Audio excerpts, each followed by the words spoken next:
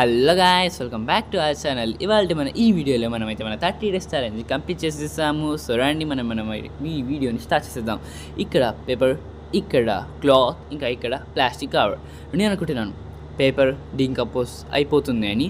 Okay, మన channel గురించి మాట్లాడుకుంటే మన ఛానల్ చాలా బ్యాక్లో ఉంది. చాలా తక్కువ మంది సబ్స్క్రైబర్స్, ఇంకా 67.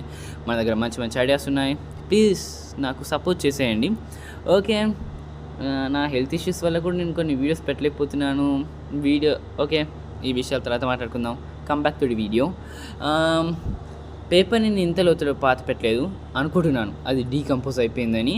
ఓకే, ఇప్పుడు ప్లాస్టిక్ కవర్ గురించి మాట్లాడుకుందాం. ఇది ప్లాస్టిక్ డీకంపోజ్ అవుతుందని నేను ఖచ్చితంగా అనుకోవడం లేదు. దొరికేస్తుంది ఎక్కడ? దొరికేసింది, ఇదిగోండి.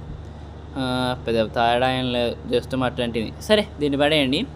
ఇప్పుడు మనం క్లాత్ ఇక్కడే నా పాతి పెట్టింది, ఇక్కడ దొరికింది.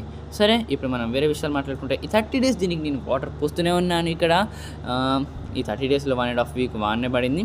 సరే, ఇది కూడా ఎలాగో డీకంపోజ్ అవ్వదు క్లాత్, ఎందుకంటే క్లాత్ కూడా కొంచెం పవర్ఫుల్గానే ఉంటుంది, డీకంపోజ్ కాదు.